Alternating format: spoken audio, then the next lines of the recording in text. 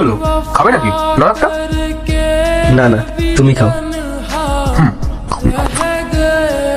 আচ্ছা, এই কিছুক্ষণ আগে তুমি যে গানটা করছিলে সেটার একবার করো তো।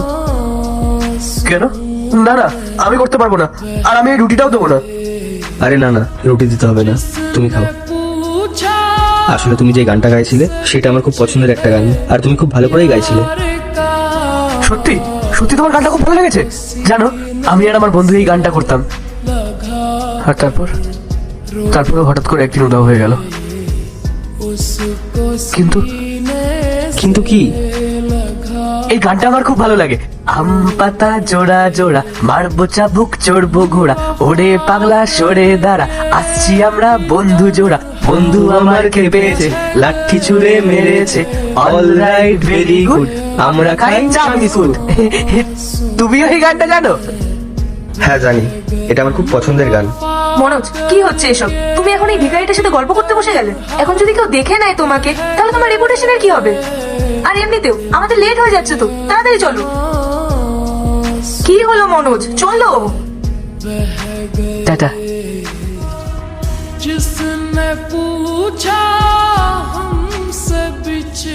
কি ব্যাপার মনোজ, তুমি তোমাদের কি ভেবে যাচ্ছ? আসলে পায়েল, ও যে গানটা গাইছিল না, সেটা শুনে আমার মনে পড়ে গেল যে ছোটবেলায় আমার একটা বন্ধু ছিল। আমি আরো একসাথে এই গানটা গাইতাম। ও আমার সব থেকে কাছের বন্ধু ছিল। আমরা দুজন একসাথে খেলতাম, ঘুরতে যেতাম, সবসময় একসাথেই থাকতাম। কিন্তু বাবার পোস্টিং চেঞ্জ হওয়াতে আমার সেই গ্রাম ছেড়ে শহরে আসতে হয়, আর তারপর থেকে ওর সাথে আর দেখা হয় না। এরপর কি হলো সেইটা দেখার আগে এই দুইটা ছবির ভিতর থেকে যে কোনো একটা ছবিকে ভালোবাসে থাকলে ভিডিওতে লাইক করে চ্যানেলটি সাবস্ক্রাইব করে দাও। আর যদি না করো তাহলে আমি বলবো তোমরা ছবি দুইটাকে ভালোবাসো না, আর কমেন্টে লিখে দাও আমি।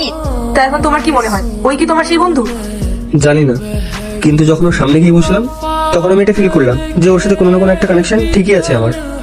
দেখো, আমি বুঝতে পারছি এই গানটা শুনে তুমি হয়তো একটু ইমোশনাল হয়ে গেছো, আর তোমার হয়তো পুরোনো কথা মনে পড়ে গেছে। কিন্তু মনোজ, এই গানটা খুবই কমন, এটা ছোটবেলায় আমরা সবাই শুনেছি। তার মানে তো ও আর তোমার বন্ধু হয়ে গেল না। আর এমনিও তুমি ভাবো না, তোমার বন্ধু তো গ্রামে ছিল, ও শহরে কিভাবে আসবে? আমি কিছু বুঝতে পারছি না পায়েল, আমার কিছুতেই মন মানছে না। আমার বারবার শুধু এটাই মনে হচ্ছে যে ওই আমার সেই বন্ধু। বলো। আচ্ছা, তাই যদি হয় তাহলে তুমি বুঝবে কি করে যে ও আসলে তোমার বন্ধু কিনা? তুমি একবার দেখো ওকে। ওকে তো দেখেই মনে হচ্ছে যে ও মেন্টালি আনস্টেবল। আর ও যদি তোমাকে চেনারই হতো তাহলে তো তোমাকে দেখেই চিনতে পারতো। হ্যাঁ, আমি তোমাকে বলেছিলাম না যে আমার একটা কাটা দাগ আছে, ওরও এরকম একটা কাটা দাগ আছে এই জায়গাটায়। আমরা ছোটবেলায় একবার ছোঁয়াছুঁই খেলতে খেলতে পড়ে গিয়েছিলাম। আমার এখানে লেগেছিল আর ওর এখানে। যদি ওর সেই দাগটা থাকে তাহলে ওই আমার সেই হারিয়ে যাওয়া বন্ধু। চলো দেখি।